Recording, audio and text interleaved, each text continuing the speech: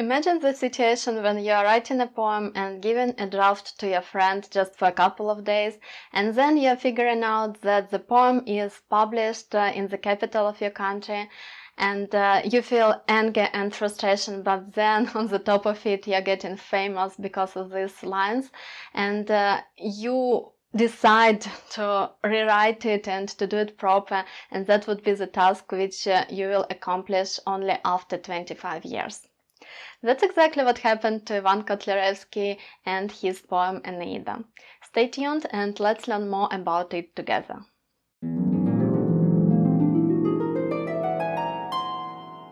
Hello and welcome to our 5 minutes with Ekaterina Ukrainian poetry. Our poet for today is Iván Kotlyarevsky.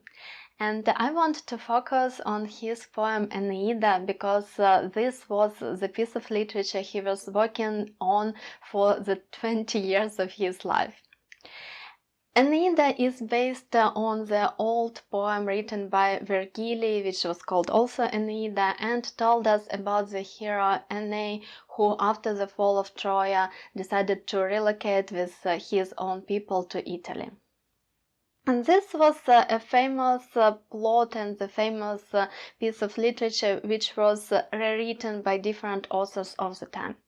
One of them was a Russian poet Osipov, and nobody knows who he is now, but at the time when Kotlяревsky lived, he was a popular poet, and when Kotlяревsky read this poem, he didn't like it at all, and he decided to create a better version of it and mixed it with Ukrainian contemporary environment, mixed it with Ukrainian food, with Ukrainian way of clothing, with the spoken language. Nobody used the spoken language in order to create big pieces of literature at the time.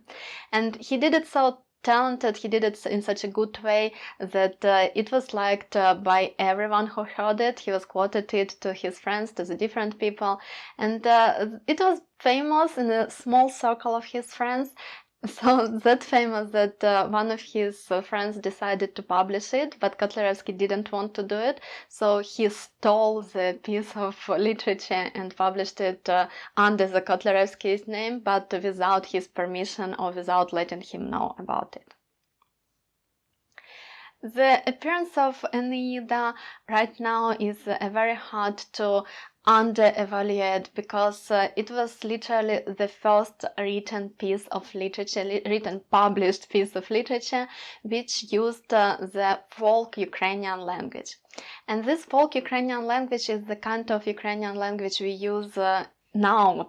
So it was now we are saying that it's the first poem written in the living Ukrainian language, because when we were talking about Grigory Skovoroda, you can check the previous video and don't forget to like it. So when we were talking about him, he was written in old language, mixed Ukrainian and Russian and Old Slavic, and it's very hard to read him. As for Kotlяревsky, even now it's very easy to read, and it's very funny still, though we don't really understand this mix of heroes sometimes, but if you just reading it, you enjoying it, and you do understand all the vocabulary. Let's read together the introduction lines of it, which are probably the most well known. Еней був парубок моторний, і хлопець хоч куди козак. Удавсь на все є зле проворний, завзятіший от всіх бурлак. Но греки, як спаливши Трою, зробили з неї скирту гною. Він, взявши торбу, тягу дав. Забравши деяких троянців, осмалених, як гиря ланців, п'ятами строї накивав. Here you can see that Kotlяревsky compares Aeneid to the Cossack, but he is laughing about it because the Cossack just took everything he had and ran away from the Troy because it was destroyed. And he is changing the whole plot, he's changing the Virgili's poem so much and putting it like he's the truly Cossack, and he's showing the best ways, the best things about Ukrainians and the worst things about Ukrainians, which makes it so nice. And now the people, the philologists who are studying the poems, they're saying that this ability to laugh on our lucks, on Ukrainians themselves, it just helped, and it helped people to be more revealed, because 18th century it was so hard.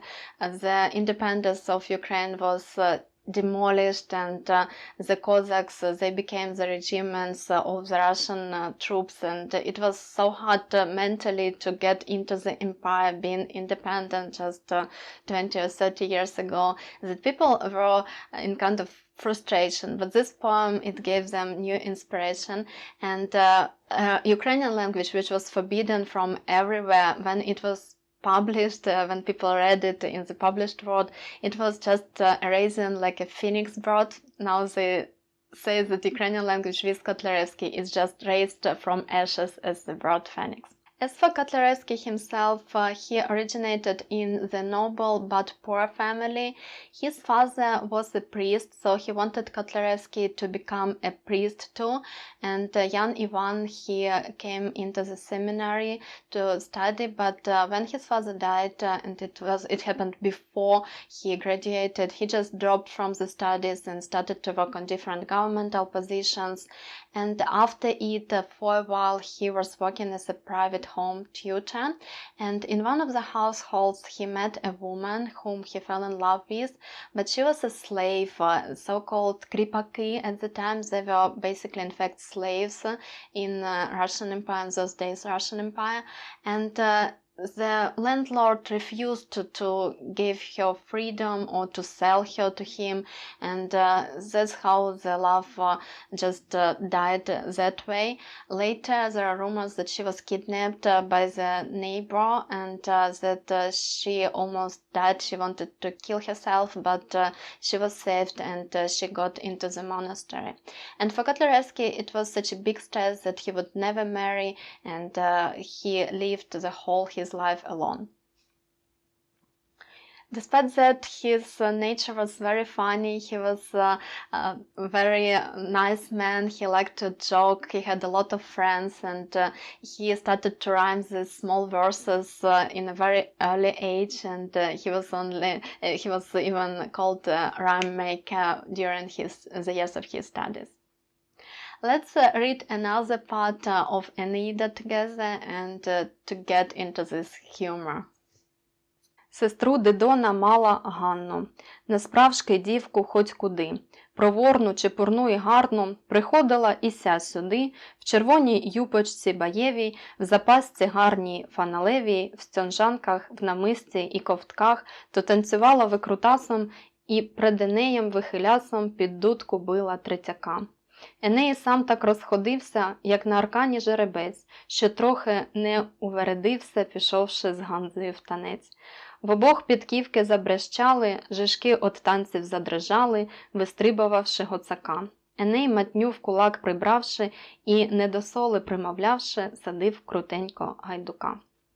Here you can see the connection of it with Ukrainian folk traditional dances and with the way that Ukrainians dressed of the times of Iván Kotlяревsky. After the personal unhappiness, Kotlяревsky decided to get into the military service for 12 years, and he served in the army, firstly in the Russian-Turkish War, and then he was gathering the combatment for the war with Napoleon, which happened in 1812.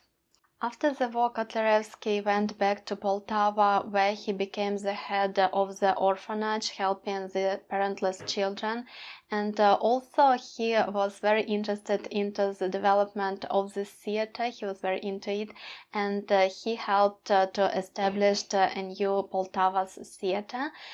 He wrote 2 plays for it, Natalka Poltavka and Moskal Charevnik, and the first of it, Natalka the Poltavian, is still famous nowadays, and you can still see it on stage in Ukraine. It's always not enough time to tell you about the interesting facts, because it's a whole human life and you can focus only on some points. But if you start to watch these videos about Iván Kotlяревsky, people are saying that he was great, and he behind these funny verses, he had a story about the independence of Ukraine, and that in fact Troya is actually Ukraine and Aeneid is a Cossack, which was completely missed by the Russian government and by present-day censors. I don't know if it's true, and you can read it and you can make your own opinion. Don't forget to let me know what is your idea. I'm always excited to read your comments. Also, don't forget about your likes, subscribe for the channel, and I hope that you will be able to support me on Patreon, because that's how I can improve these videos.